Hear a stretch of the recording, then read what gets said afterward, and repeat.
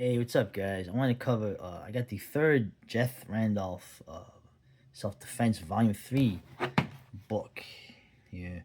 I like that. He got a publishing name. Of course, Jeth is also publisher. My brother, James, some of his fiction, too. I want to get some of those at some point and review them also with really nice covers. Um, yeah, I really like Jeth's stuff, man. I really liked it. Like I said, this is like survival fighting. Okay, this is going beyond like some of the stuff back in the day, like the Jeff Thompson stuff, or some of the others you had. Was that Sean Gannon? I remember some of these people.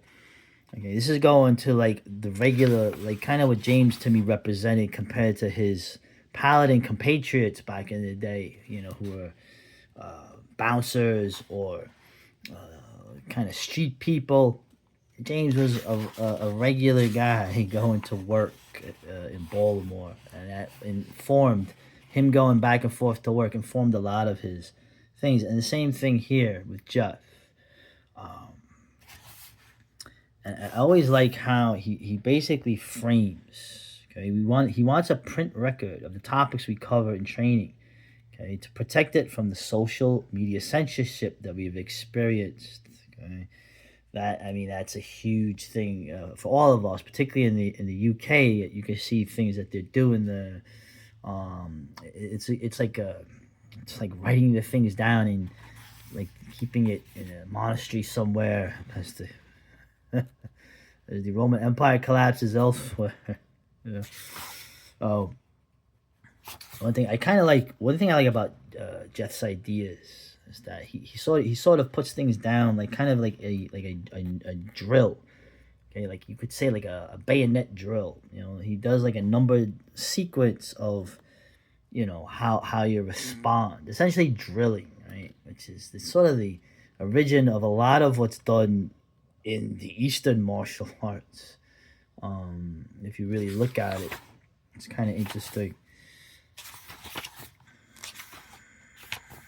This is a big one here. Okay, this one and the theme. There's a particular theme to this book here about of course, in the UK you hear it all the time. Knife crime. It's become sort of like a description of what's happening there. Of course, guns are not easily available, but that's becoming an issue as well. But most people seem to be using a knife over there for someone. There's always a reason. Usually it seems to be in the context of a fight when things actually go down. Most of the guys using it to rob people.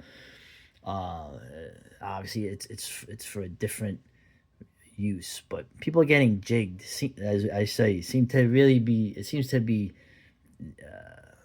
there's some kind of fight going on or an attack going on, precipitating a fight, and then these things switch here. This is what's happening in America. There's a lot of people getting stabbed here. Okay, now of course the people I know who've been stabbed always mention, right? They always mention they don't see it.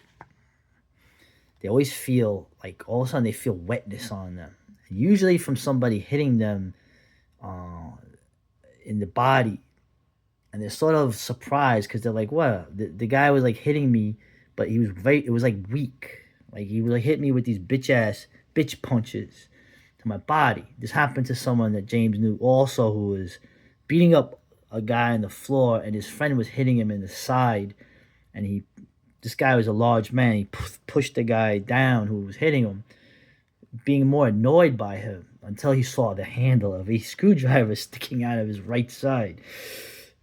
So yeah, you don't feel it going in. It's because of adrenaline, and adrenaline does a lot of things. Okay, you don't feel things as much. You get punched a lot. You feel it's like thud, thud. You don't really feel it. How do I know this?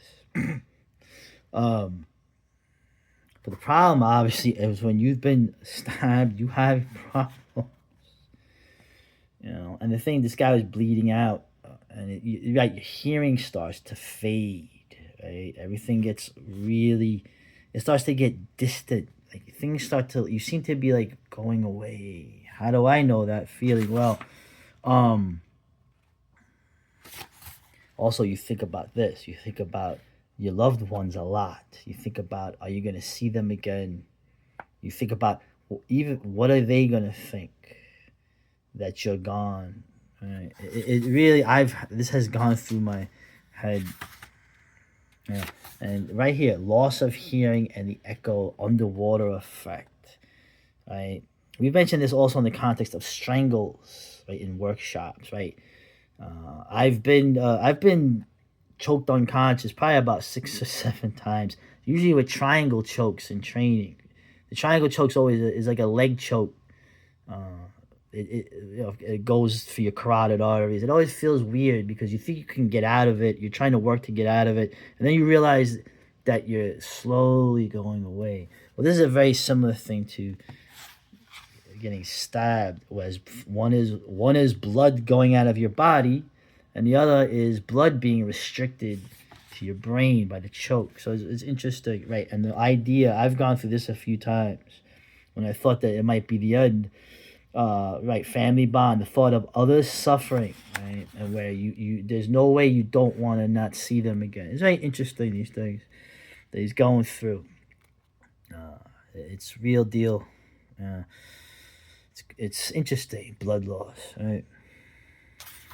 So it's interesting too, like these trauma kits. I actually had one of these or something similar. They're trying to they're pushing England to have these because of the knife crime. These bleed kits. Some of these are like real traumatic ones where you literally, like, you patch them on. It's like foam. It's like a kind of like they really get in there to stop the bleeding so that you can somehow or someone help you get to the ER with the ED. Anyway, I like this right here too. The idea, you're hurting him, right? Off-duty cop suspected some guy here, so he has him sort of like in a kind of like one of those like old school like judo arm bars, right? When he has the cane, and it's very interesting, of course, the points brought up here by Jeth, right? Right, the kid at first was apologetic. Oh, let me go, and then he's like, when other teenagers started coming around, if any of his mates, they could have started kicking the dude. Oh, I'm gonna smoke this cunt though. Oh, don't say the C word. You don't say that here. Right. The female taking the video on her phone is concerned that too much force was used to remove the lad from the bike. Oh, you get the nosy broad. You get the Karen. She then wants to see proof of his badge in the middle of the incident. I love that.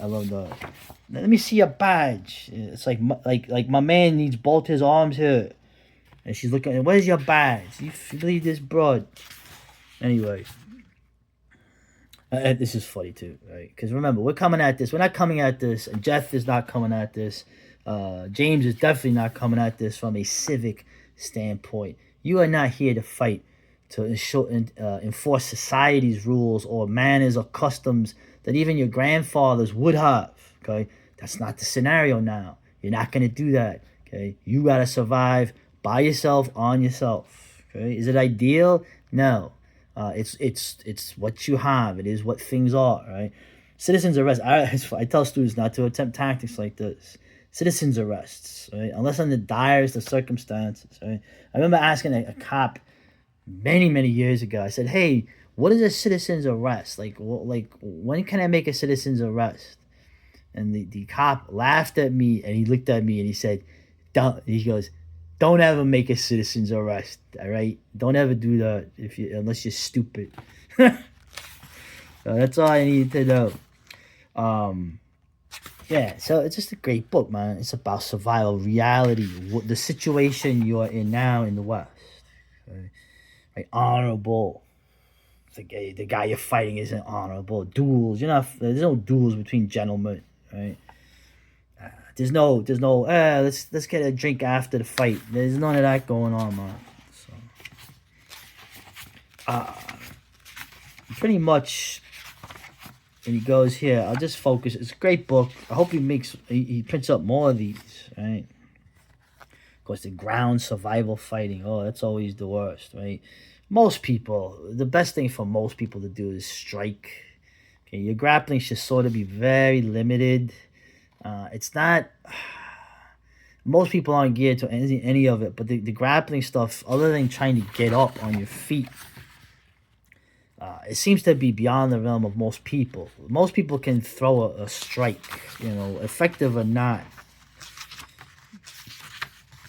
Nobody seems to really be able to wrestle much. Um, he spends a lot of the time at the end here. Wait, hold on. There was something. Wait, hold on. I actually planned this out, believe it or not. He says something here. This is just like in the other book where he's basically like, uh, you know, don't let a fool control you. That's a very powerful thing he said. And I really want to thank him for that. I mean, that's like a mantra in your head. When you start getting angry at some asshole doing something around or messing with you just enough or being a dick just enough where you start to get that feeling, right? Don't let a fool control you, right? And something he says here too, something I feel, I keep in my head, okay? Now, of course, certain groups of people are more apt to do this, okay? But you would be surprised, okay? Especially with the drugs, the tweakers, okay, who look like you, okay? Who in some ways are even nastier. You know that they always have something on them, right? Always assume they are carrying. Always. Everything should be adapted to allow for this fact. Right? This is huge. This is very important. Okay. I'll emphasize it as well.